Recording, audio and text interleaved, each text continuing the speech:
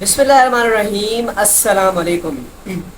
नाज़रीन, आज से ठीक 100 साल बाद ना हम जिंदा होंगे और ना ही हमारा कोई जानने वाला।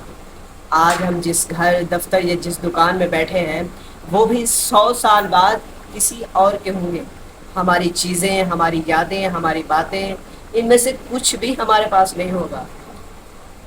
2024 का हिंसा जब 2124 में आएगा, ना तो मैं होऊंगा, ना आप होंगे, और ना ही ये ज़माना होगा।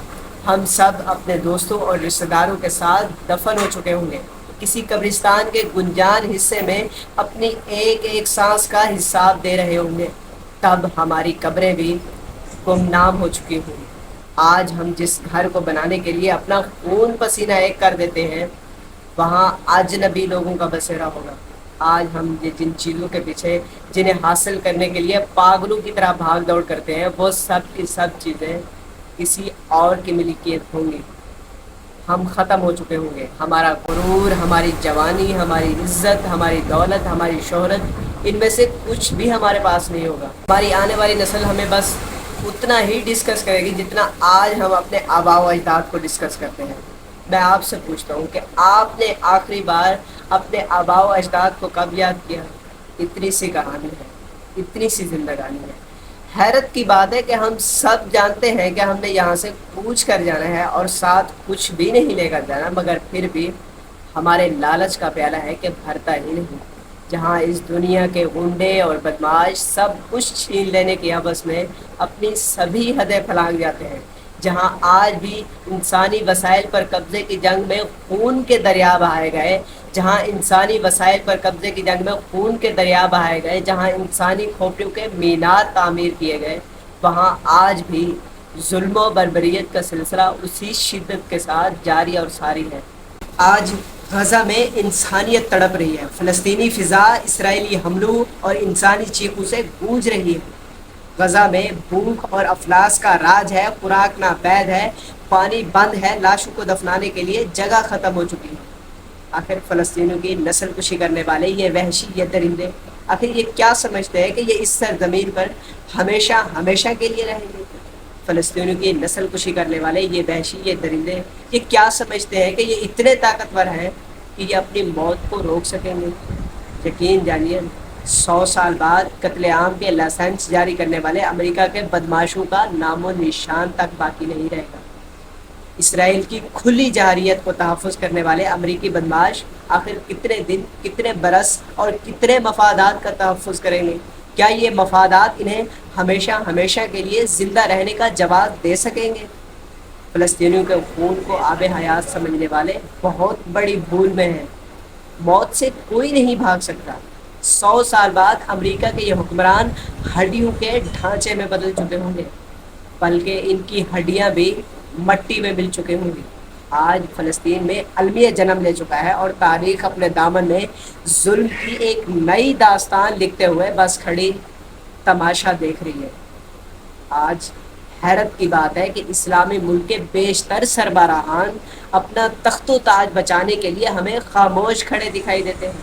आखिर ये तख्तो ताज कब किसी के रहे हैं जो इनके पास बाकी रहेंगे? फ़लस्तीनियों के खून को तेल की चंद बूंदों से भी सस्ता समझने वालों, क्या तुम्हें अपनी मौत याद नहीं? क्या तुम अपनों की लाशों पर ठहरे हुए ये तख्तो ताज कब्र में अपने साथ लेकर जाओगे? बात आलमी सतह की हो या फिर किसी मुल्क के अंदरूनी मामलात की, आज हर ताकतवर कमज़ोर पर जुल्म करने को अपना हक समझ रहा है। मेरे पाकिस्तान के गरीब लोग भी इसी जुल्म की चक्की में पिस रहे हैं। बरसरे इक़्तिदार हुकूमत ताकत और पावर के नशे में चूर होकर अवाम पर हर तरह की ज़्यादती, हर तरह के जुल्म को अपना हक समझ रही है। ये जो चलती फिरती लाशों के डर से अपने साथ मुहाफ़िज़ों की फ़ौज को लेकर घूमते हैं, जो इस ज़मीन पर खुदा बने हुए हैं, जो प्रोटोकॉल के नशे में आम लोगों को कीड़ों मकोड़ों से भी ज़्यादा की अहमियत नहीं देते, उन्हें कुचलने से भी गुरेज नहीं करते, क्या ये सब के सब लोग अपनी मौत को रोक सकेंगे? यकीन जानिए, 100 साल बाद इन सरदारियों और इन बादशाहों के ताज किसी और के सर होंगे। ये लोग ज़मीन के नीचे, ज़मीन के ऊपर किए गए मज़ालिम का हिसाब दे रहे होंगे।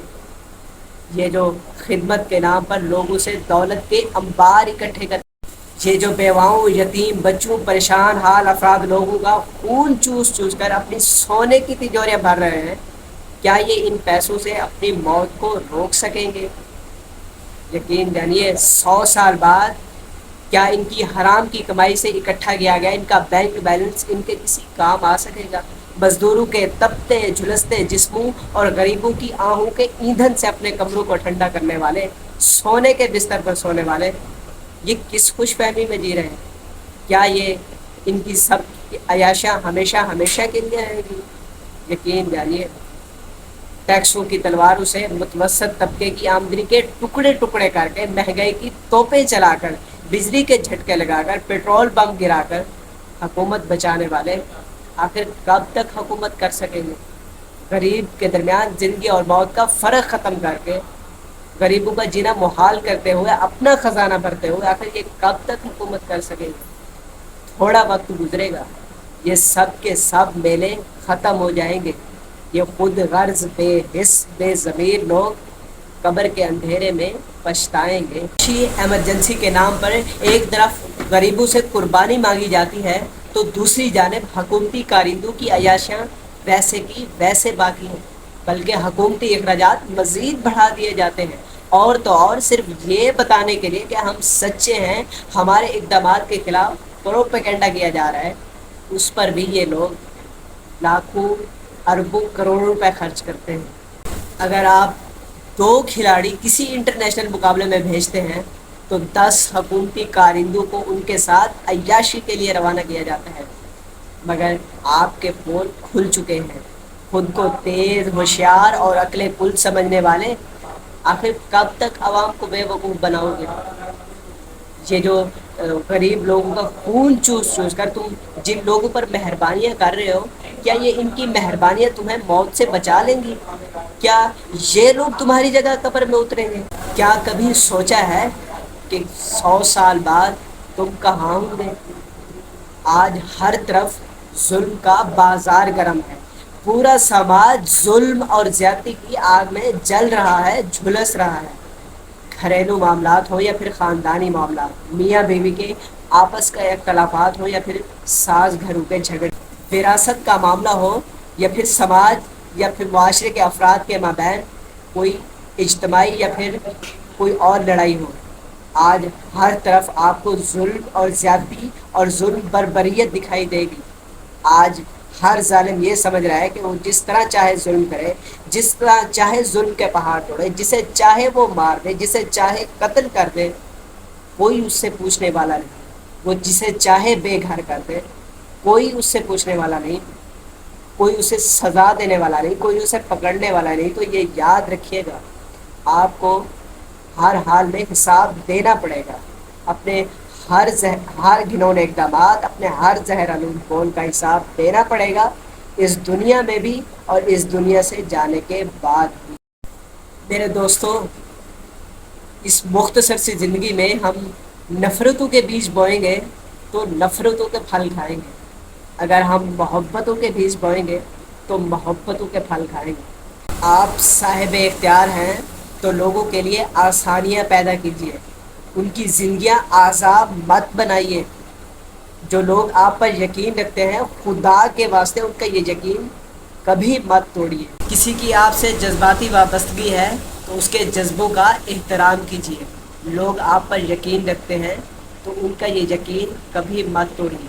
جن لوگوں کو یقین ہو کہ آپ ان کے ساتھ کھڑے ہو سکتے ہیں، اب مشکل میں ان کا ساتھ دے سکتے ہیں، تو خدا کے واسطے ان کا یہ مان کبھی مت توڑیے۔ ہو سکتا ہے کہ آپ کچھ لوگوں کے لیے عام ہوں، مگر بہت سارے رشتے، بہت سارے لوگ ایسے ہوتے ہیں جن کے لیے آپ خاص ہوتے ہیں، بلکہ آپ ان کے لیے کل کائنات ہوتے ہیں۔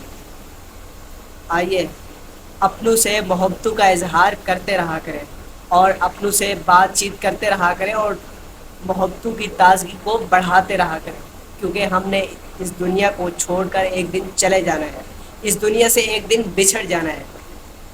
جون ایلیا نے کہا تھا کہ کیا بے دلی، کیا یوں ہی دن گزر جائیں گے، فقط زندہ رہے تو مر جائیں گے۔ رقص ہے رنگ پر، ہم ہیں رقص، سب بکھر جائیں گے، سب بچھڑ جائیں گے۔ کتنا دلکش ہو تم، کتنا دلجو ہوں میں، کیا ستم ہے کہ ہم لوگ مر جائیں گے۔